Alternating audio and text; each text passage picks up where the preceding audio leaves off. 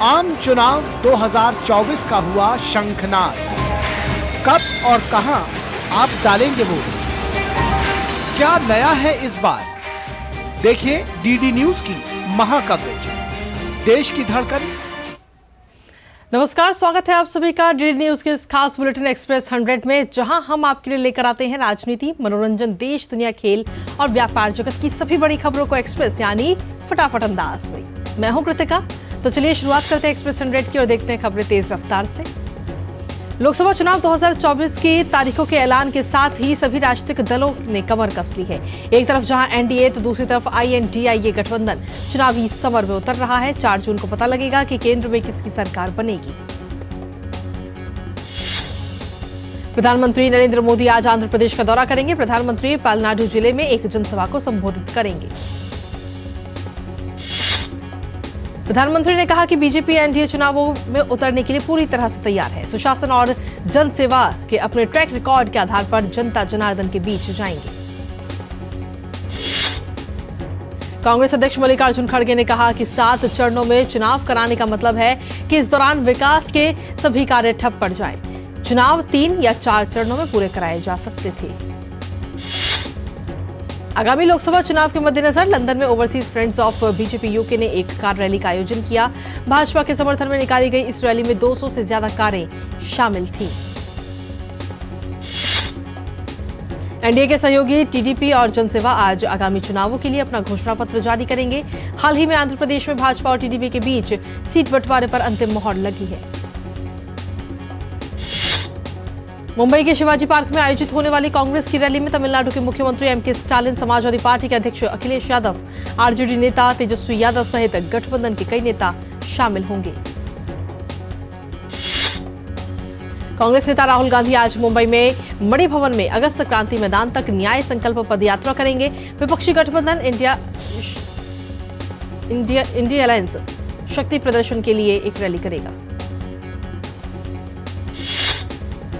Congress party जातीय गणना के वादे को लगातार दोहरा रही है। कह रही है कि अगर उनकी पार्टी सत्ता में लौटी तो गरीब महिलाओं को उनके बैंक खातों में हर साल 1 लाख रुपए मिलेंगे। हिमाचल में कांग्रेस के बागी 6 विधायकों की सीट पर भी उपचुनाव होंगे। 1 जून को मतदान होगा। कांग्रेस के 6 विधायकों ने क्रॉस वोटिंग की थी और फिर राज्य का बजट पारित किए जाने के दौरान भी सदन से गैर हाजिर रहे थे। चुनाव की घोषणा और आचार संहिता लागू होने के बाद अब चौक चौराहों से नेताओं के होर्डिंग्स हटाने का काम शुरू हो गया है। बदायूं से कुछ तस्वीरें सामने आई। समाजवादी पार्टी ने आजमगढ़ से धर्मेंद्र यादव को टिकट दिया। वहीं गौतम बुद्ध नगर से डॉक्टर महेंद्र नागर को उतारा। इटावा से जितेंद्र दोहरे और सुल्तानपुर से भीम निषाद को समाजवादी पार्टी ने टिकट दिया है। बीजेपी के राष्ट्रीय अध्यक्ष JP नड्डा देर रात नागपुर पहुंचे। JP नड्डा नागपुर में RSS द्वारा आयोजित अखिल भारतीय प्रतिनिधि सभा कार्यक्रम में शामिल हो सकते हैं। RSS प्रतिनिधि सभा की बैठक में एक नया सरकार्यवाह या महासचिव चुना जाएगा। वर्तमान महासचिव दत्तात्रेय होस बोले हैं इसकी संभावना है कि उन्हें दोबारा पद मिल सकता है। संघ में सरकार्यवाह के लिए हर 3 साल में चुनाव होते हैं। RSS की बैठक का आज आखिरी दिन है। RSS 2 से 3 प्रस्ताव भी पारित करेगा। ये प्रतिनिधि सभा लगभग 6 वर्ष बाद नागपुर में हो रही है। RSS की 15 मार्च से शुरू हुए भारतीय प्रतिनिधि सभा में संघ के संयुक्त महासचिव डॉक्टर मनमोहन वैद ने कहा कि संघ को लेकर अल्पसंख्यकों के मन में जो डर पैदा किया गया था वो अब दूर हो रहा है। असम के मुख्यमंत्री हेमंत बिस्वा शर्मा ने कहा कि CAA लागू हो चुका है। ये सही समय है जब हम स्वदेशी और वास्तविक लोगों को आधार कार्ड दे सकते हैं। आधार कार्ड के बिना छात्रों को भी दिक्कत आ रही है। हेमंत बिस्वा शर्मा ने कहा कि अब वास्तविक नागरिकों के लिए आधार की प्रक्रिया शुरू की जाएगी। एक सटीक प्रक्रिया के लिए ऑल असम स्टूडेंट्स यूनियन और अन्य पक्षों से वो चर्चा करेंगे।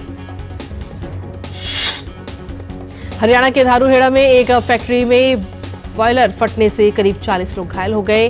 कई लोग झुलस गए हैं। एक घायल की हालत गंभीर है जिसे रोहतक रेफर किया गया। बॉयलर फटने से हुए घायलों को रेवाड़ी के सरशादी लाल ट्रॉमा सेंटर में भर्ती कराया गया है और अभी तक किसी के हताहत होने की सूचना नहीं है। इंदौर में पटेल ब्रिज के पास कल शाम दुकानों में अचानक आग लगी। आग पहले एक ट्रेवल्स ऑफिस में लगी, फिर आसपास की 4 से 5 दुकानें भी उसकी चपेट में आ गईं। आग में ऑटो रिक्शा सहित कुछ गाड़ियां भी जल गईं। आग लगते ही क्षेत्र में अफरा तफरी मच गई। सूचना पर फायर ब्रिगेड की टीम मौके पर पहुंची और कड़ी मशक्कत के बाद आग पर काबू पाया। एनआईए ने पुणे ISIS मॉड्यूल मामले में कोंडवा इलाके में स्थित 4 संपत्तियों को कुर्क किया। 11 लोगों के खिलाफ आरोप पत्र भी दाखिल किए। INS कोलकाता ने 35 समुद्री लुटेरों को घेरकर बिना किसी नुकसान के समुद्री डाकू जहाज से 17 चालक दल के सदस्यों को सुरक्षित निकासी कर ली है। INS कोलकाता ने भारतीय तट से लगभग 2600 किलोमीटर दूर समुद्री डाकू जहाज रुएन को रोका और INS सुभद्रा LRPA समुद्री गश्ती विमान और मार्कोस प्रहार वायुसेना द्वारा की गई कार्रवाई के माध्यम से समुद्री डाकू जहाज पर जीत हासिल की। BRS नेता के कविता को दिल्ली शराब घोटाले से जुड़े मनी लॉन्ड्रिंग मामले में 23 मार्च तक ED की रिमांड पर भेज दिया गया है। की कविता ने कहा कि वो अपने केस को अदालत में लड़ेंगी। वहीं भाजपा ने कहा कि भ्रष्टाचार पर जीरो टॉलरेंस को लेकर सरकार प्रतिबद्ध है। चोरी जो भी करेगा उसे सजा जरूर मिलेगी। BRS कार्यकर्ताओं ने BRS MLC के कविता के ED की गिरफ्तारी के खिलाफ मल्काजगिरी में विरोध प्रदर्शन किया। वहीं तेलंगाना में के मुख्यमंत्री रेवंत रेड्डी ने के कविता की गिरफ्तारी को राजनीति से प्रेरित बताया। संदेशखाली में ED पर हमले के आरोपी शाहजहां शेख केस में CBI ने 3 और लोगों को गिरफ्तार किया है। इनमें शाहजहां शेख का भाई आलमगीर के अलावा माफुजर मौला और शिलाजुर मौला शामिल हैं। CBI ने आलमगीर को कोलकाता के निजाम पैलेस स्थित अपने ऑफिस में पूरे दिन पूछताछ के बाद गिरफ्तार किया। ED पर हमला करने के मामले में अब तक कुल 14 लोगों को गिरफ्तार किया गया है। सरकार नवभारत साक्षरता कार्यक्रम के अंतर्गत आज 23 राज्यों में आधारभूत साक्षरता और संख्या ज्ञान आंकलन परीक्षा करा रही है। करीब 37 लाख शिक्षार्थी परीक्षा में शामिल हो रहे हैं। केंद्रीय स्वास्थ्य मंत्री डॉक्टर मनसुख मांडविया ने Akums drugs and pharmaceuticals limited को सिकल सेल बीमारी की रोकथाम के लिए दवा के निर्माण की बधाई देते हुए कहा कि ये दवा जनजातीय आबादी के लिए वरदान साबित होगी।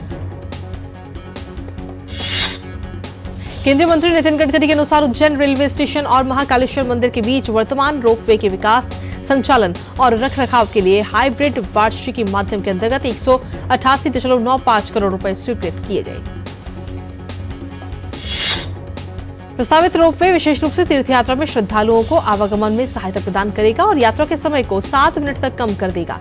रोपवे से प्रतिदिन 64,000 तीर्थयात्रियों को सुविधा मिलेगी।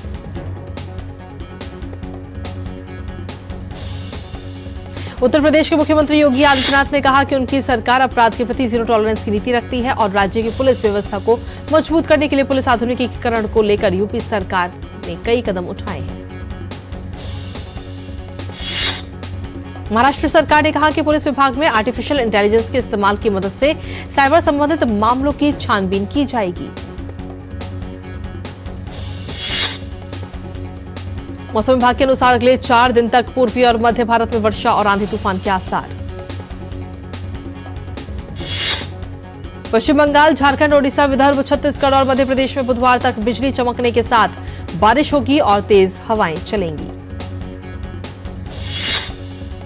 अगले 6 दिन तक पश्चिम बंगाल और पूर्वोत्तर भारत के तराई क्षेत्रों में हल्की वर्षा और बर्फबारी होने की संभावना है। जम्मू कश्मीर, लद्दाख और हिमाचल प्रदेश में हल्की वर्षा और बर्फबारी का अनुमान है। हिमाचल प्रदेश में मनाली के सोलंग नाला में बर्फबारी हो रही है, जिसका पर्यटक जमकर आनंद ले रहे हैं। अंतर्राष्ट्रीय बाजार में कच्चे तेल की कीमतों में हल्की गिरावट नजर आ रही है। आज सुबह करीब 7 बजे WTI क्रूड बढ़कर $81.04 प्रति बैरल पर बिका। वहीं ब्रेंट क्रूड $85.34 प्रति बैरल पर ट्रेड कर रहा है। महाराष्ट्र में पेट्रोल 66 पैसे और डीजल 64 पैसे सस्ता हो गया है। वहीं पंजाब में पेट्रोल 30 और डीजल 34 पैसे सस्ता हो गया। बिहार, मध्य प्रदेश, जम्मू कश्मीर और हिमाचल प्रदेश में भी पेट्रोल डीजल की कीमतों में गिरावट आई, लेकिन झारखंड और पश्चिम बंगाल समेत कुछ अन्य राज्यों में पेट्रोल डीजल की कीमत में तेजी दिख रही है। राजधानी दिल्ली में 1 लीटर पेट्रोल की कीमत 94.72 रुपए और डीजल की कीमत 87.62 रुपए प्रति लीटर बनी हुई है।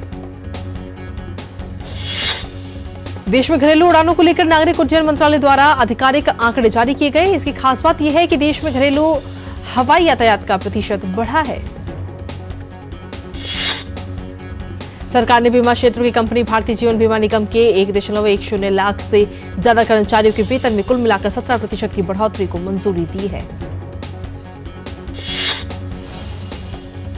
कॉमर्स मिनिस्ट्री ने कहा कि भारत का मर्चेंडाइज ट्रेड डेफिसिट यानी व्यापार घाटा फरवरी में बढ़कर $18.71 बिलियन हो गया। जनवरी में ये $17.49 बिलियन था।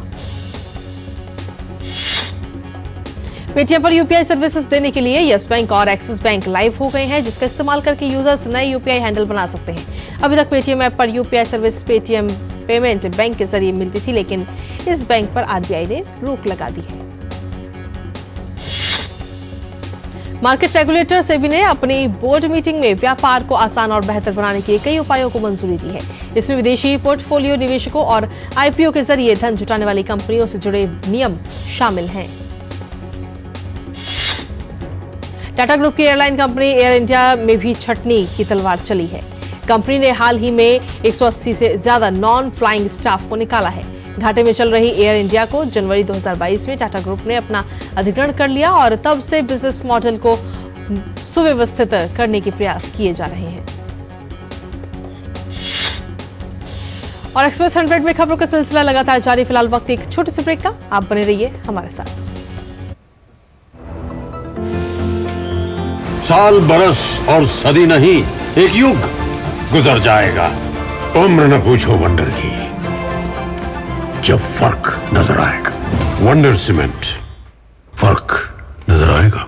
मार्केट पे तो बहुत सारे टैक्स सेविंग इन्वेस्टमेंट्स हैं, लेकिन मेरी नजर में एनपीएस से बढ़िया और कुछ नहीं। प्रेजेंटली जो मेरा बैंक अकाउंट है, उसी की नेट बैंकिंग ऐप के थ्रू मैंने अपना एनपीएस ओपन किया। अब एनपीएस के ऐप के थ्रू मेरी इन्वेस्टमेंट कितनी है, कितने रिटर्न्स मिल रहे हैं, बहुत इजीली ट्रैक हो जाता है। अब तो इसमें सिस्टमैटिक लमसम विड्रॉल का ऑप्शन भी आ गया है, व्हिच इज ग्रेट। अपने बेहतर कल को सुनिश्चित करने के लिए एनपीएस जरूरी है। यार लड्डू, हम यहाँ बैठे बैठे पैसे बना सकते हैं। Amazing day. What a match this has been. Cracking shot. What a way to finish the game. मैं तुम्हारे बिजनेस आइडिया का बड़ा फैन। अब बिजनेस चाहे जो भी, एसबीआई का करंट अकाउंट तो चाहिए ना। एसबीआई करंट अकाउंट से सिंप्लीफाइड बिजनेस ट्रांजैक्शंस और ग्रेट कस्टमर सर्विस। एसबीआई, देश का फैन। साल, बरस और सदी नहीं, एक युग गुजर जाएगा। उम्र न पूछो वंडर की, जब फर्क नजर आएगा। वंडर सीमेंट, फर्क नजर आएगा। और ब्रेक के बाद एक बार फिर से स्वागत है आप सभी का। वापस रुक करते हैं एक्सप्रेस 100 का।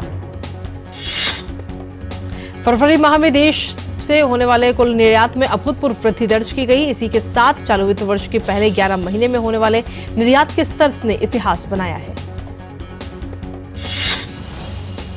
फरवरी माह में देश से रिकॉर्ड $41.40 अरब का निर्यात किया गया, जो फरवरी 2023 में $37 अरब पर था। अप्रैल 2023 से फरवरी 2024 के बीच 11 महीनों में देश से कुल वस्तुओं का निर्यात $709.81 अरब रहा है।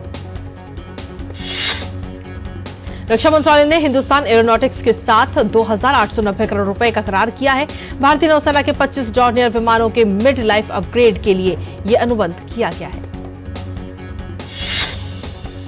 रेलटेल कॉर्पोरेशन ऑफ इंडिया को बिहार एजुकेशन प्रोजेक्ट काउंसिल से ऑर्डर हासिल हुआ है। कंपनी ने इसकी जानकारी शेयर बाजार के साथ साझा की है।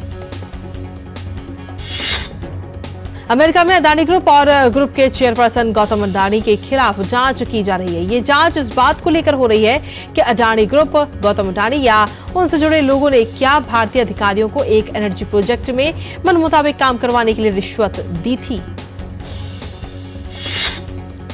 टेक कंपनी गूगल का नया यूजर चॉइस फिलिंग सिस्टम जांच के दायरे में आ गया है। कंपटीशन कमीशन ऑफ इंडिया का कहना है कि गूगल का यूसीबी कंपटीशन एक्ट 2002 का उल्लंघन है। रूस में राष्ट्रपति चुनाव के लिए मतदान का आज अंतिम दिन है। मतदान प्रक्रिया के दौरान 2 दिनों में बड़ी संख्या में लोगों ने मतदान किया। इस चुनाव में राष्ट्रपति व्लादिमीर पुतिन प्रमुख प्रत्याशी हैं। इस चुनाव में 71 वर्षीय पुतिन के सामने 3 प्रत्याशी हैं, लेकिन वो राष्ट्रपति की कटु आलोचना से बच रहे हैं। ये विरोधी प्रत्याशी यूक्रेन युद्ध पर सरकार की नीति के विरोध में भी कुछ नहीं बोल रहे। रूस में 2 दिन के मतदान के दौरान तोड़फोड़, हिंसा और विरोध प्रदर्शन की कई घटनाएं सामने आई। उन पर सुरक्षा बलों ने काबू पा लिया है। इसी बीच रूस ने यूक्रेन पर चुनाव में बाधा डालने का भी आरोप लगाया है। अमेरिकी विदेश मंत्री एंटनी ब्लिंकन अपने दक्षिण कोरियाई समकक्ष चो ताए यूल से मुलाकात करेंगे। ब्लिंकन दक्षिण कोरिया द्वारा आयोजित 3रे समिट फॉर डेमोक्रेसी में हिस्सा लेंगे। अमेरिका के पूर्व राष्ट्रपति डोनाल्ड ट्रंप ने बाइडेन प्रशासन के अप्रवासन पर उठाए गए कदमों की आलोचना की और साथ ही कांगो से अपराधियों के आने की चेतावनी भी दी। ओहायो में डोनाल्ड ट्रंप रिपब्लिकन सीनेट उम्मीदवार बर्नी मोरेनो के समर्थन में रैली कर रहे थे। इसी बीच अमेरिका के दोबारा राष्ट्रपति बनने के प्रयास में जुटे डोनाल्ड ट्रंप के सहयोगियों का विरोध कम नहीं हो रहा। वहीं पूर्व उपराष्ट्रपति माइक पेंस ने कहा कि वो नवंबर में होने वाले राष्ट्रपति चुनाव में डोनाल्ड ट्रंप का समर्थन नहीं करेंगे। इस्राएली हमले के बीच गजा में भूखमरी का खतरा मंडरा रहा है। इसे देखते हुए इस्राएल ने हमास के साथ संघर्ष विराम पर आज फिर वार्ता शुरू करने के संकेत दिए हैं। इस्राएली प्रधानमंत्री आज वॉर कैबिनेट में संघर्ष विराम पर चर्चा कर सकते हैं। इसके बाद दोनों पक्षों के बीच मध्यस्थ की भूमिका निभा रहे कतर, मिस्र और अमेरिका को हमास के साथ पुनः वार्ता शुरू करने के निर्णय की जानकारी दी जाएगी। मिस्र के सबसे पुराने सिनेमेटोग्राफी स्टूडियो में से एक के अंदरूनी हिस्से में अचानक भीषण आग लग गई। आग लगने की घटना में किसी के हताहत होने की कोई खबर नहीं है। फिलहाल आग पर काबू पा लिया गया है। मिस्र में गीजा गवर्नमेंट ने एक बयान जारी कर कहा कि उसने अल अहराम स्टूडियो में आग बुझाने की कोशिश के लिए कई दमकल गाड़ियां भेजी। नाइजर की सरकार ने अमेरिका के साथ अपने सैन्य सहयोग समझौते को तत्काल प्रभाव से तोड़ने की घोषणा की है। नाइजर की सैन्य जुंटा के प्रवक्ता कर्नल अमादो ने राष्ट्रीय टेलीविजन पर इसकी घोषणा की। आइसलैंड में एक बार फिर रेक्जेंस प्रायद्वीप पर स्टोरा स्कोकफेल और हागाफेल के बीच ज्वालामुखी विस्फोट हुआ और दिसंबर से लेकर ये अब तक का चौथा विस्फोट है। शिकागो में सेंट पैट्रिक दिवस की धूम रही। इस मौके पर नदी को हरे रंग में रंगा गया। ये परंपरा 1962 से चली आ रही है। अब ये 69वें साल में है। वेनेजुएला के राष्ट्रपति निकोलस मादुरो एक बार फिर राष्ट्रपति चुनाव लड़ने जा रहे हैं। दरअसल वेनेजुएला में 28 जुलाई को राष्ट्रपति चुनाव होने वाला है।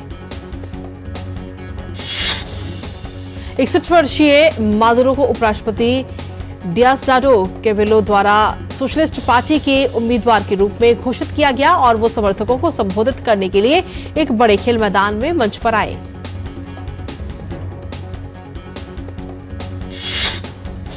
उम्मीदवारों के पास पंजीकरण कराने के लिए 25 मार्च तक का समय है और ये स्पष्ट नहीं है कि विपक्ष मचाडो के स्थान पर किसी अन्य का नाम चलाएगा या नहीं। नई दिल्ली में आज खेला जाएगा महिला प्रीमियर लीग का फाइनल मुकाबला। दिल्ली कैपिटल्स और रॉयल चैलेंजर्स बेंगलोर के बीच होगी खिताबी भिड़ंत। इस सीजन में दिल्ली कैपिटल्स के खिलाफ आरसीबी का रिकॉर्ड बिल्कुल भी अच्छा नहीं रहा। दोनों के बीच खेले गए सीजन के पहले लीग मैच में दिल्ली कैपिटल्स ने 25 रनों से जीत दर्ज की थी। आरसीबी के लिए फाइनल में दिल्ली की चुनौती आसान नहीं होगी। आरसीबी ने पिछले 2 मैचों में लगातार डिफेंडिंग चैंपियंस रही मुंबई इंडियन को शिकस्त दी। इससे पहले रॉयल चैलेंजर्स बेंगलोर ने मुंबई इंडियन के साथ खेले गए एलिमिनेटर राउंड के मैच को आरसीबी ने 5 रनों से अपने नाम कर लिया। आरसीबी ने निर्धारित 20 ओवर में 135 रन बनाए। जवाब में मुंबई इंडियंस की टीम 20 ओवर में 6 विकेट गंवाकर 130 रन ही बना सकी और मैच गंवा दिया। भारत निर्वाचन आयोग द्वारा मतदाताओं को जागरूक करने के उद्देश्य से डीडीसीए और इंडियन डेफ क्रिकेट एसोसिएशन के बीच एक प्रदर्शनी मैच खेला गया। सीईसी राजीव कुमार समेत दोनों चुनाव आयुक्त भी इसमें मौजूद रहे। आईडीसीए और डीडीसीए के खिलाड़ियों के बीच रोमांचक मुकाबला नजर आया। इस अनोखे मैच में डीडीसीए की टीम ने दमदार प्रदर्शन करते हुए ट्रॉफी पर कब्जा जमा लिया। आयरलैंड और अफगानिस्तान के बीच खेले गए पहले टी20 मुकाबले को आयरलैंड ने 38 रनों से अपने नाम किया। 3 मैच की सीरीज में बनाई 1-0 की बढ़त। श्रीलंका और बांग्लादेश के बीच 3 मैच के एक दिवसीय सीरीज के दूसरे मुकाबले में श्रीलंका ने 3 विकेट से जीत की हासिल। सीरीज फिलहाल 1-1 की बराबरी पर।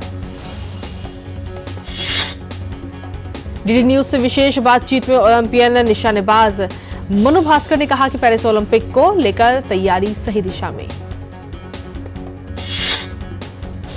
सऊदी प्रो लीग में क्रिस्टियानो रोनाल्डो की टीम अल नस्र से ने अल अहली को 1-0 से दी मात। क्रिस्टियानो रोनाल्डो ने पेनल्टी के माध्यम से किया गोल। एफए कप के क्वार्टर फाइनल में आज लिवरपूल का सामना मैनचेस्टर यूनाइटेड से होगा। वहीं आज मैनचेस्टर सिटी का सामना न्यूकासल यूनाइटेड से होगा। ये मैच एहतियात स्टेडियम में खेला जाएगा। मैन सिटी के पिछली बार एफए कप, प्रीमियर लीग और चैंपियंस लीग का खिताब जीतकर लगाई थी हैट्रिक। वहीं आज ही चेल्सी की टीम लेस्टर के खिलाफ प्रतियोगिता का क्वार्टर फाइनल मुकाबला खेलने उतरेगी। स्पेन के कार्लोस अल्कराज इंडियन वेल्स के सेमीफाइनल में यानिक सिनर के खिलाफ कोर्ट पर उतरेंगे। पोलैंड की इगा स्वांतेक ने इंडियन वेल्स के फाइनल में बनाई अपनी जगह। सेमीफाइनल में यूक्रेन की मार्टा कोस्ट्यूक को दी मात। एनिमल मूवी के बाद ही तृप्ति डिमरी ने अपनी फीस डबल कर दी है। कार्तिक आर्यन के साथ मूवी करने के लिए वो 2 गुनी फीस की डिमांड कर रही है।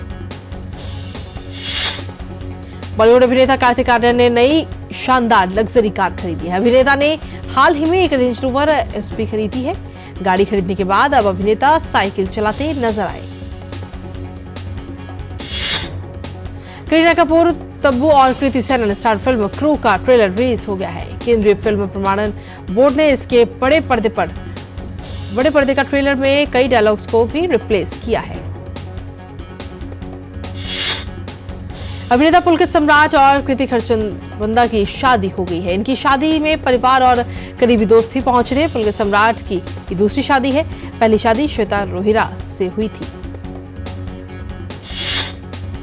रामचरण इन दिनों अपनी अपकमिंग फिल्म गेम चेंजर की शूटिंग में बिजी चल रहे हैं। अब इस फिल्म के सेट से कुछ तस्वीरें सोशल मीडिया पर वायरल हो रही हैं।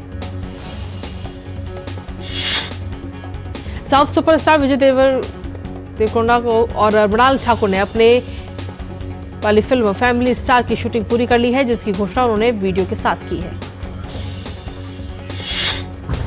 द बैटमैन पार्ट 2 की रिलीज डेट को आगे बढ़ा दिया गया है। फिल्म में पैटिंसन कैप्ड क्रूसेडर की भूमिका में नजर आने वाले हैं। अमेरिकी रैपर और गायिका डोजा कैट ने घोषणा की कि वो इंस्टाग्राम छोड़ रही हैं। डोजा कैट ने बताया कि उनके साथ जिस तरह का व्यवहार किया गया है, उसके बाद वो प्लेटफॉर्म से ब्रेक ले रही हैं। हॉलीवुड एक्ट्रेस गेल गैडोट चौथी बार मां बनी है। गेल गैडोट ने इंस्टाग्राम पर एक पोस्ट शेयर किया जिसमें उन्होंने लिखा, मेरी प्यारी बच्ची तुम्हारी इस दुनिया में वेलकम है। गेल गैडोट ने साल 2008 में शादी की थी। अब बीते कुछ दिनों से तारक मेहता का उल्टा चश्मा की बबीता यानी मुनमुन दत्ता और टप्पू यानी राज नादगढ़ की सगाई की खबर मीडिया और सोशल मीडिया पर छाई हुई है। हालांकि दोनों ही इसे फर्जी बता रहे हैं। और इसी के साथ फिलहाल एक्सप्रेस न्यूज में मेरे साथ इतना ही। मुझे दीजिए इजाजत। नमस्कार।